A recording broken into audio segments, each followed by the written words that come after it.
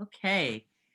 Hello, good evening, good morning, good afternoon. Welcome to weekly Dharma gathering on November 18th of 2020.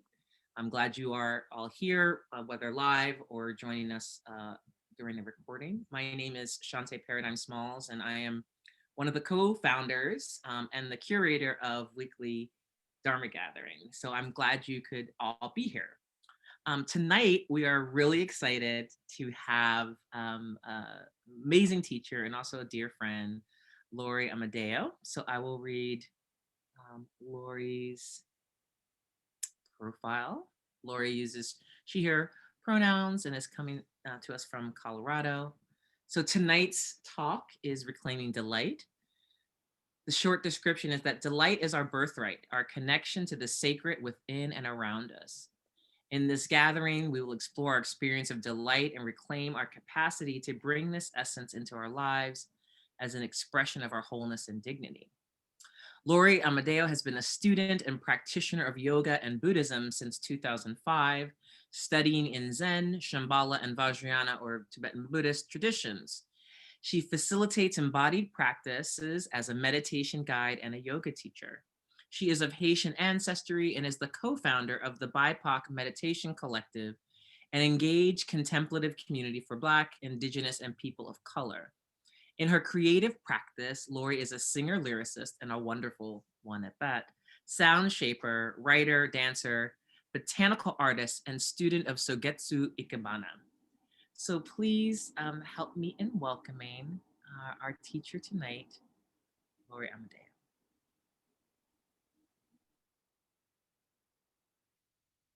Thank you, Shante. Thank you, Weekly Dharma Gathering team and community. I'm Laurie Amodeo, and I am delighted to be here and to share this evening together talking about delight. So before we get into it, I'm going to guide us in some sitting meditation to arrive in the space and ground in our bodies and just be together for a little bit. So just find a comfortable seat. Feel your body on your seat, whether you're in a chair or on a cushion or on the floor. Just feel your body in contact with the earth.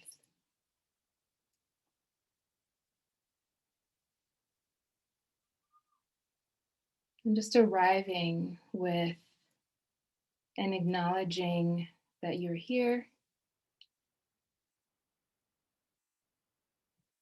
and you're alive.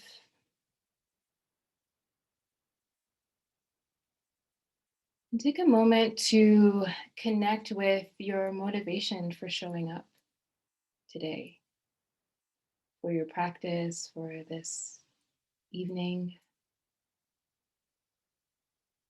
What brought you here?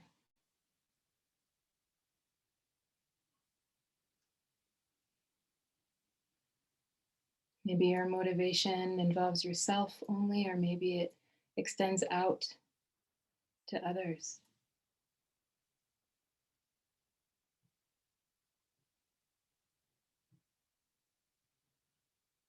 And as we connect with our motivation, we continue to connect with the body on the earth, being received by the earth, held by earth.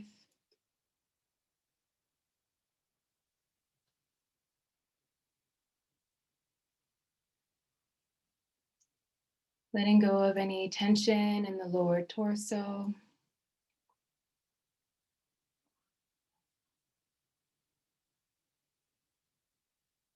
Releasing the hips.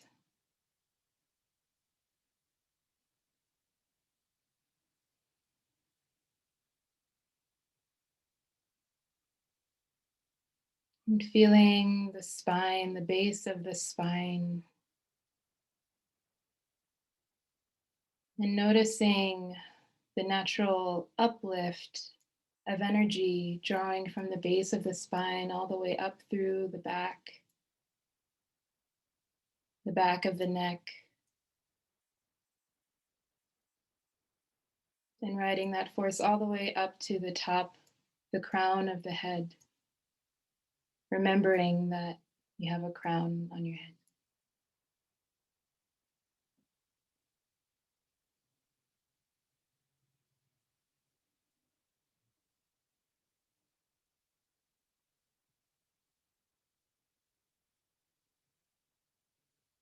Releasing any unnecessary tension in the shoulders, maybe raising them up and dropping them a couple times.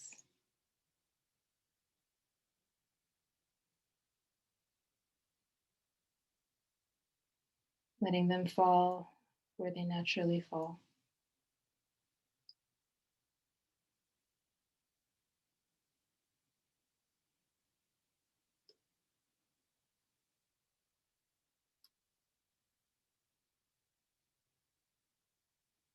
Again, feeling that length in the back of the neck.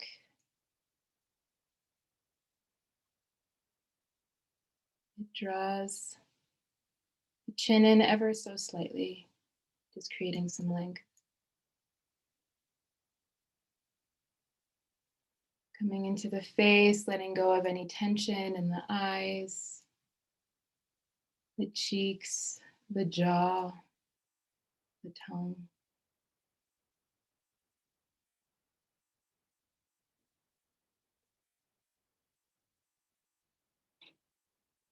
Letting the tongue rest in the mouth.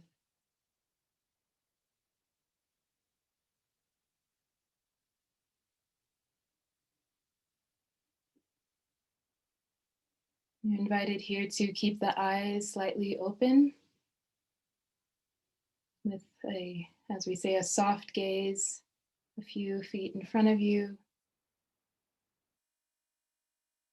not looking at anything in particular, just letting in the fullness of perception and experience into your practice.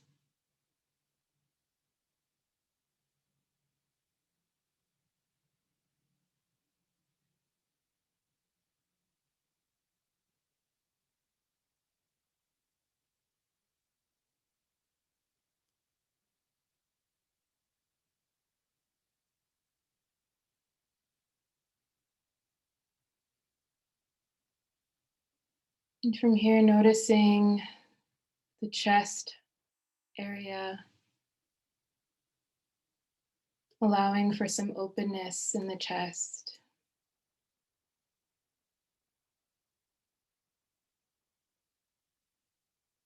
Relaxed.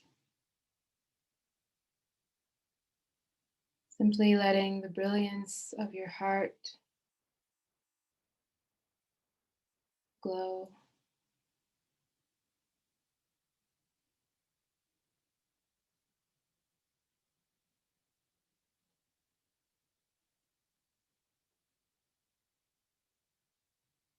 And releasing any tension in the belly, letting the belly be soft.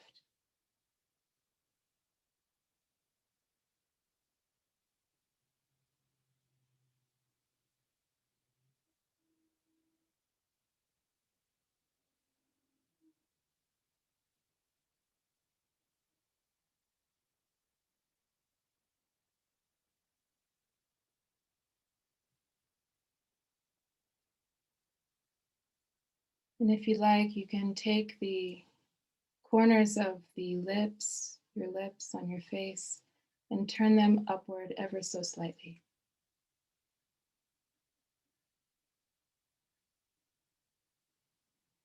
Feeling how good it is to be here.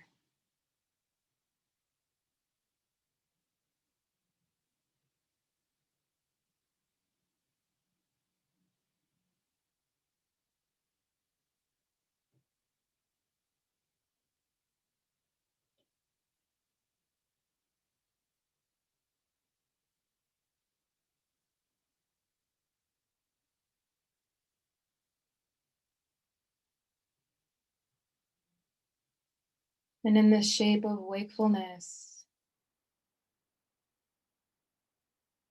notice the body as you breathe.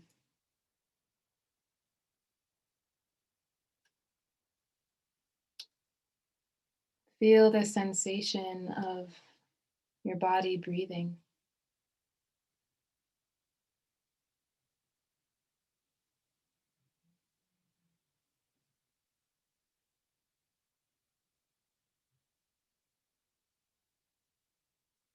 Noticing the quality of breath as you inhale and exhale.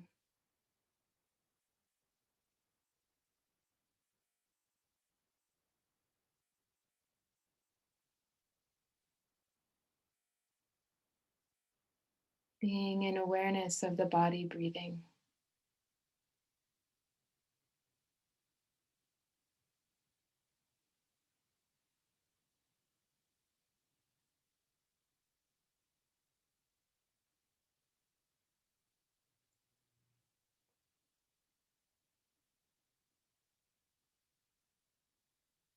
And as thoughts arise, perhaps bringing you out of your body, out of this moment, simply notice that you've noticed and come back to the body breathing.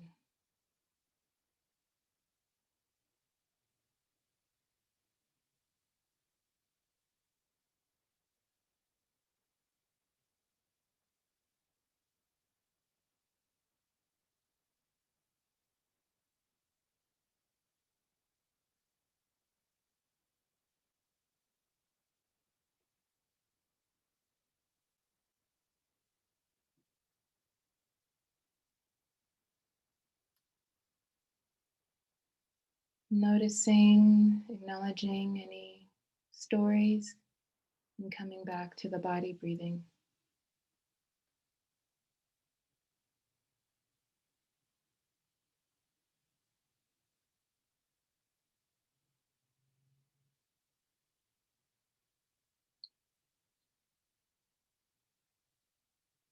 I'll ring the bowl here and we'll sit like this together for a few minutes.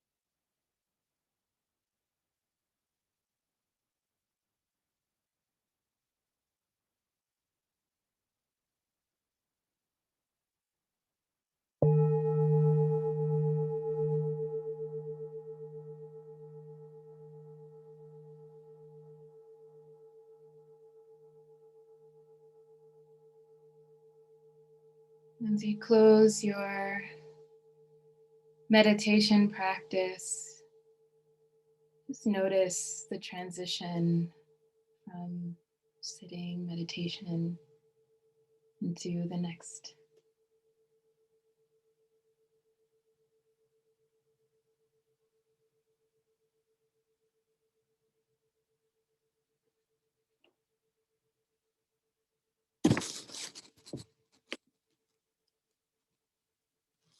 So thank you everyone for your practice.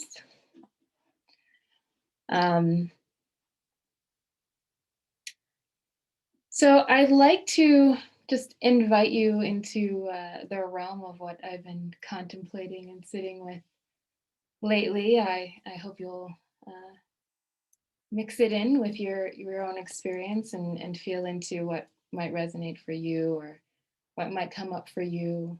And yeah, so here's what's alive for me these days. So I do want to acknowledge that, you know, we've come through quite a bit and we continue to move through challenges and opportunities actually to grieve and to mourn the loss of what we thought would be, who we thought we would be, how we think people treat each other, how, you know, ways of viewing the world. And I feel like in my experience of kind of grieving, I actually become a little bit more grounded and rooted into the experience of what is actually happening, and into that felt sense, that embodied sense of the realness of reality. This is our world. This is where we dwell. This is the play of phenomena, and we are expressions of phenomena. We are expressions of awareness, or lack of awareness sometimes. That's how we manifest also. And we are part of a living and breathing ecosystem in a world and a collective that holds, you know, all sorts of views and that color our perception. And within, you know, just the reality, there's a lot to be down about. There's a lot to be angry about. There's a lot to be frustrated. And it can bring about depression and anxiety and fearfulness, lots of fearfulness. And that's okay because that's our experience. And in some ways, we need to face those expressions of reality as it shows up for us. In some ways, sometimes it's showing us something that maybe we are ready to face or we don't want to face, but maybe we are actually ready to face it. But I don't think we can stay in those fearful, denser energies and places all the time, even though some spheres of society will tell you otherwise, and have you believing that it's maybe fine to stay in those places. At some point, we need to wash our face. We need to get up and circulate stagnant energy. We need to eat something nourishing. We need to shift our perspective in some way, so that we can proceed in this life with stamina and with courage. And so I propose that delight, as much as it's an experience of enjoyment, pleasure, satisfaction, I'm proposing that delight is an approach to how we be in the world, an approach to how we be with ourselves and how we be with each other. Delight as an approach and an expression of our genuine inborn sanity. And that we can grieve and we can be angry and we can be frustrated and we can be confused even, but we can also be in awe of the grand play around us. We can be in awe of the wonderful display, this expression, this awesome expression of phenomena. And that we can be inspired by our capacity to notice this display, and that we can be inspired by this light within us, this spark of life force that we are born with that notices. And when we recognize this spark, this life force within us, which I'm sure we all do in some capacity throughout our days, and when you notice that in other beings too, whether you agree with them or not, or they're animals or plants or what have you, that spark of life force is what keeps us going. And sometimes it barely glows, and sometimes it's absolutely brilliant. And as long as we're alive, it's going. It's burning in some way. And we could be in a low frequency, or we can be in a high frequency like gratitude, high vibes, as we say. Um, so when we approach our experience in this life with delight, we're actually blowing a wind onto that spark of life force inside of us. And when that wind comes into union with that spark in us, we get a flame that begins to grow and glow and inspire and bring about a fearless and unwavering interest in reality as it is, and inspires a sense of awe that nourishes our path forward. If we are to envision a quote unquote better world, a more just world, a more compassionate world, a more loving, creative, inquisitive, balanced world, we need to have energy and strength to keep going, right? We need to have energy to imagine and to visualize what we want to cultivate for ourselves and with the collective.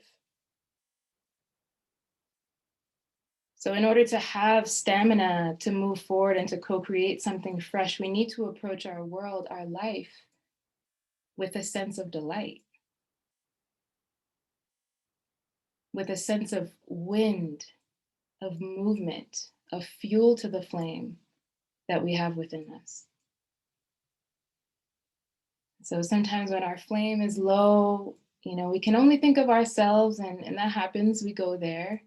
We've had many opportunities to go there. And we might even identify with things like some of those base fears that come up. Um, and knowing what that feels like, I think it's hard to witness that in other people, when their flames are low. And so we might ask ourselves, what can I do to bring delight to that person, um, and also expect nothing in return. I was just thinking about reflecting on moments of delight, and there's just so many, you know. Um, it's we're in the fall right now. I'm in Colorado, and um, it's the weather's a lot cooler, and just going outside on a sunny day, like right in the afternoon, and letting that sun just hit you, that's delightful. That's grounding into what is actually happening, and it fuels it. It gives us a little bit more nourishment to keep going.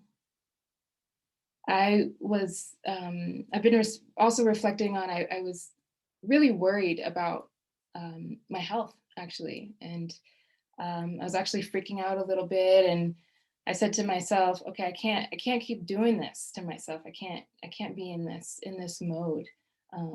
It's not sustainable. So whenever I do the thing that I do whenever I'm a little bit worried about health, and I made myself a cup of tea, and even just the act of blending the herbs together, and preparing the water, and choosing my mug, like that was grounding. And then when everything was ready, I just sat with the mug of tea, and I just sat down and sipped it. and let the warmth of the medicine of the herbs just wash over me. And I could still slowly start to feel a sense of awakenment, as if I had been asleep, actually, to the fullness of what was going on. And it began pulling me out of like worry mind, rumination mind, and bringing me into what's happening here and what's happening now. And so I was sitting here just drinking, and I was noticing just how delightful that simple experience was, and how I chose to place myself in an approach of delight. Um, I chose to take in the reality of the situation. And I'm still concerned, but I'm not over there. I'm over here. I'm with my experience, and I can delight in that. And so the more I can be in this moment, the more I'm actually showing up for what's possible. Um, and I'm sure you all have beautiful stories about your experiences of delight, and varying degrees of delight, right? So when we open up into delight, I think we make a choice to be open to the fullness of our life. And delight offers a sense of spaciousness into the situation, into our hearts and into our beings and into this home space.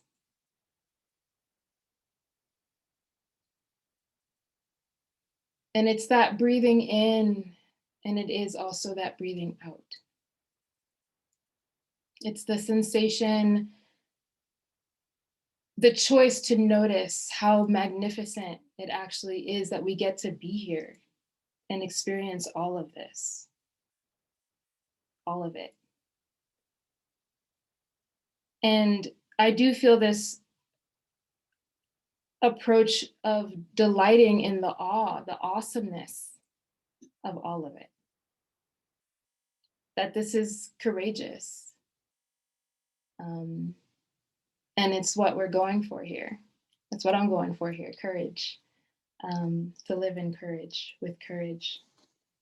Um, if you read the news and listen to some voices, they give us a lot of reasons to doubt that we have anything to be delighted about.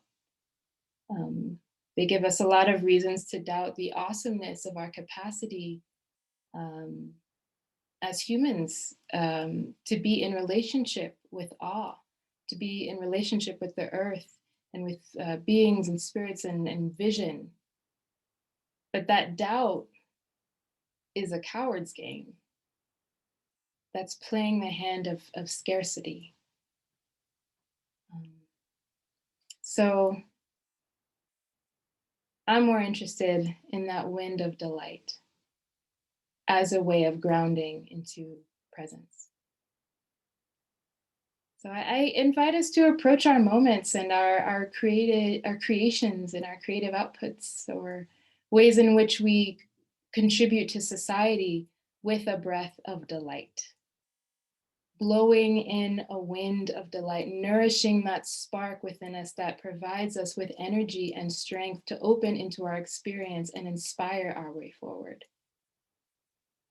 so that we can have stamina and envision and manifest a more compassionate, just, equitable, curious, kind co-creation together. It's our birthright to do that, just by being here. And we don't have to earn it. We don't have to justify delight. We don't have to buy it. We don't have to explain it to anyone. We just get to approach our world with a sense of delight. And then notice what happens. See what we can co-create. It's up to us to decide what we do with that energy that we get from delight.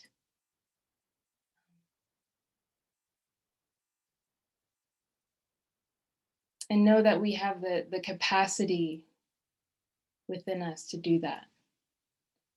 So I say reclaim it, reclaim delight. And again, I feel like it's important to acknowledge that you can still be angry and frustrated, and you could still have emotions that, in this way, because in a way that those drive us um, sometimes. But we also need to balance that, a sense of delight. If we're going to let our hearts be healthy, if we're going to let our beings be in, create an environment for them to be, for our beings to be in balance, and to sustain us through this long and winding spiralic path before us, um, we can do that, and we can hold all of that, and we can do that with an attitude and perspective and an approach of delight.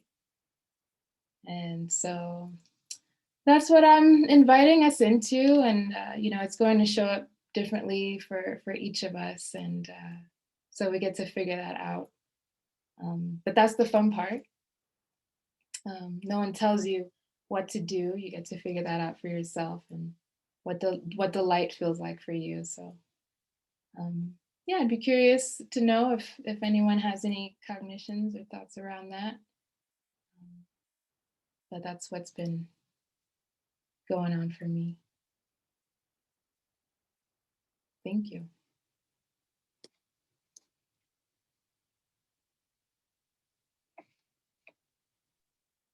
So thank you, Laurie. Uh,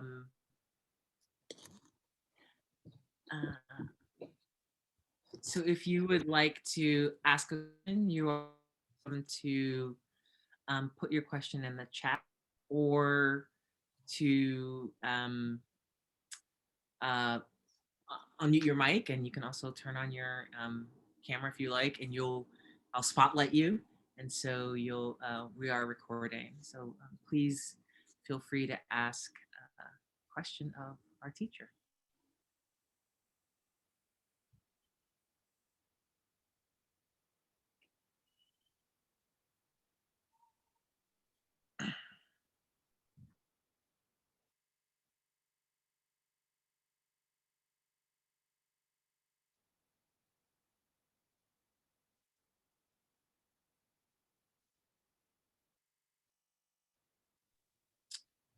So I actually have a question. Um, Lori, thank you so much. That was delightful. That was really, really wonderful. I don't recall really hearing many teachings about delight, so I was excited and intrigued to be tech hosting for you tonight, and I'm really glad I got to talk. Really interested in, for you, just in what you were, the whole talk, and what you were saying about um, the light, kind of breaking up like this sort of like idea that everything is better, everything is hard, or even as we're in all the circumstances we're in, but that we take delight in being alive, in the breath. And so I'm wondering if there are practices, meditation or contemplative practices, that you feel um, cultivate that for you, or not even meditation, or other kinds of, you mentioned the contemplation of making a nice cup of tea, but are there practices that feel that they cultivate delight for you? Yes, I would say practices that bring me into my body um, are delightful. So, um, yes, making a cup of tea, drinking a cup of tea, simply noticing what's going on.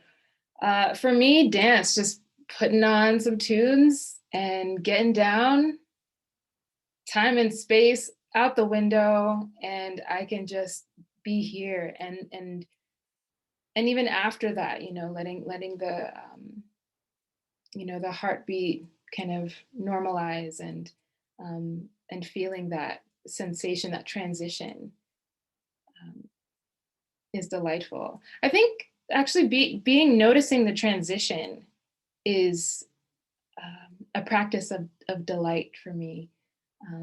that I was um, reintroduced to by a teacher of mine over the summer, and I I forgot how juicy the transitions are, how it can be, especially these days for many of us who have like life is really mundane, and you're basically not leaving the house, or you're just kind of going from one place to the next. It's the same, but that transition between one state of being and the other, that's kind of that's that wind of delight.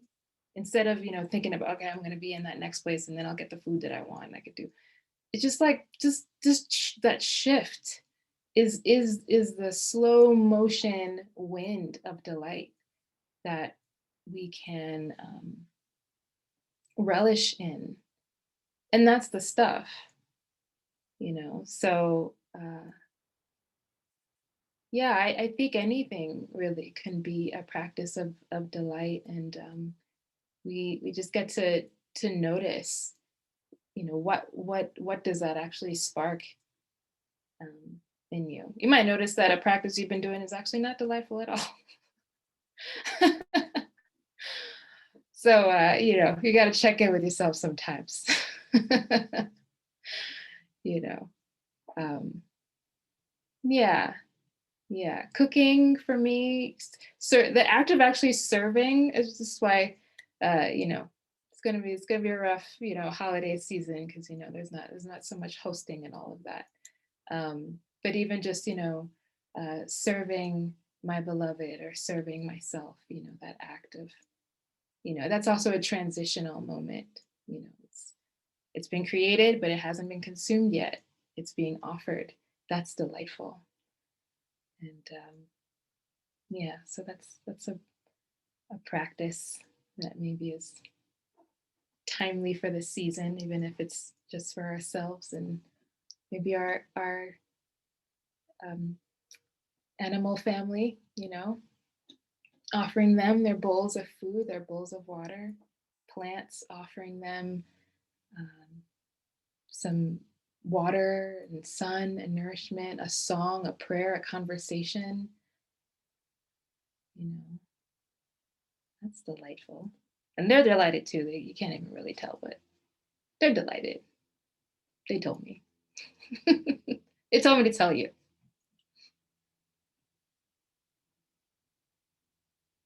Thank you. Yeah. Let me see. I'll allow people to unmute. So if you have a question, you can just unmute.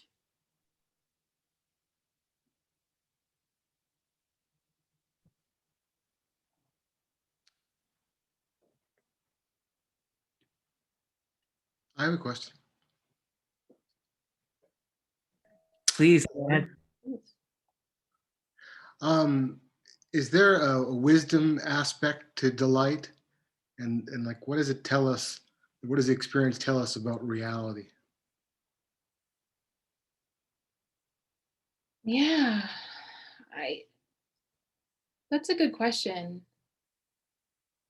Well, reality is happening, whether we like it or not. And I think delight is more of an approach. The wisdom is in um, the kind of the tried and true aspect of being in delight, of approaching with delight, um, because it has a way of softening and of warming and of lighting up. Um, as kind of it was using kind of loosely using the analogies of heat and a fire and spark, and then that wind of delight, which is very cooling. So there's a temperance that happens there. Um, and when I think of temperance, there's a kind of we're going forward, we're calibrating into a kind of equanimity to the situation, and um, I think there's wisdom in that. We're we're going for that, not necessarily grasping onto I really like this or I really don't like this, or it's just what's happening. We could have our feelings, but opening further into what is and what is. So delight offers us an approach for tempering into reality, um, and balancing our perspective a little bit more. Mm, yeah, that's what I would say about that. Thank you for your question.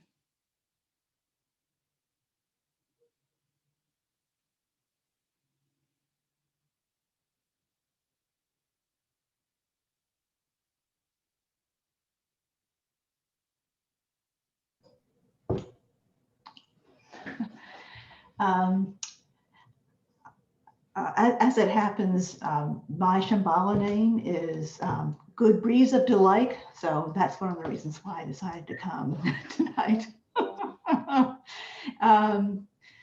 But I guess, when I think of delight, I also think of the idea of, appreciating what is, and the joy that one can get by just mindfully being in the moment and just fully seeing what's before us. Um, do you have any kind of sense of how joy and delight, or do you see them as kind of distinguished, or? Thank you, Great Breeze of Delight. So Good good to meet breeze. you. I'm Good just Breeze good. of I'm not Delight. great. Breeze of Delight. So good to meet you. Thank you so much for that question. It's great. I've been thinking about that too. And well, here are my thoughts.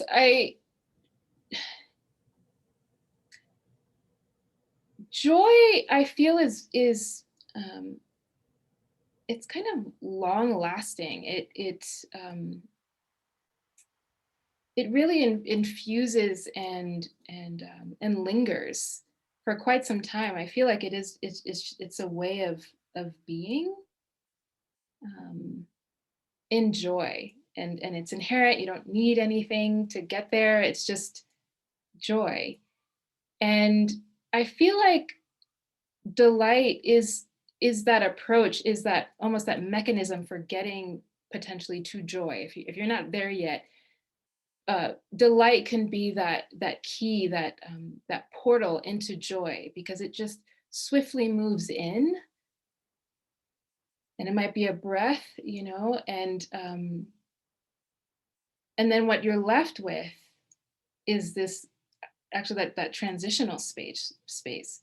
Delight has moved in, then what happens? We can be in joy, we can be inspired, we can be in compassion. So anything can happen after that. But I feel like delight is that breeze that moves us and shifts our life force into what happens next or now. And that can manifest as joy. So, yeah. I'd be curious to know your thoughts about it too, Gail, since you had some time to sit with your name, and that's one of the great things about our Dharma names, is they become practice tools for us. Yes, well, I was really delighted. It was Acharya Susan Chapman who gave me my name, and I was like, oh, it just delighted me to get that name. And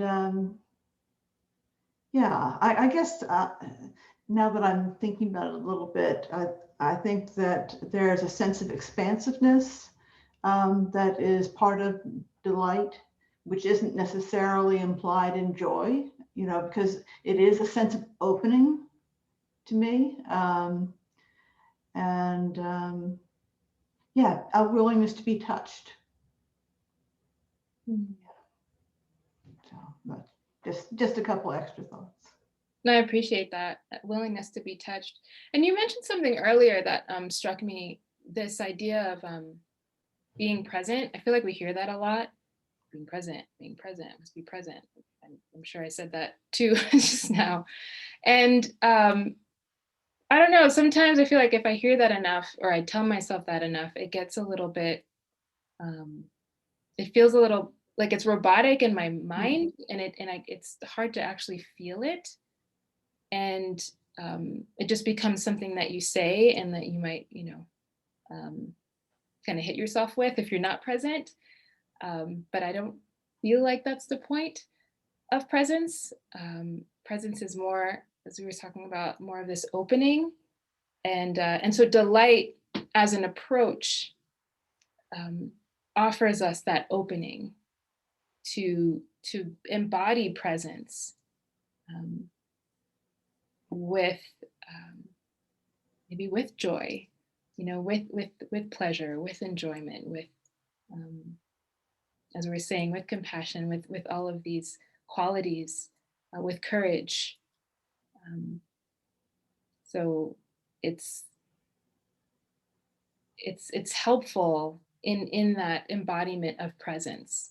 And so I think we can bring that into our contemplations of what it means and what it feels like to be present in any moment. Um, because yes, that is the practice, isn't it? And we can delight in that.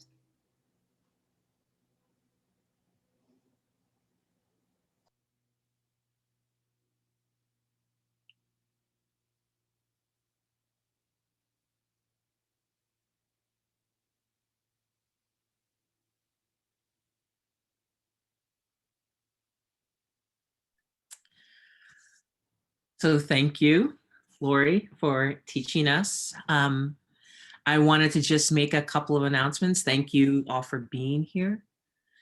So this Laurie's talk, which I feel I will be revisiting, it was really wonderful, will be available in the next sort of 48 hours or the weekend. So you'll get an email with the recording.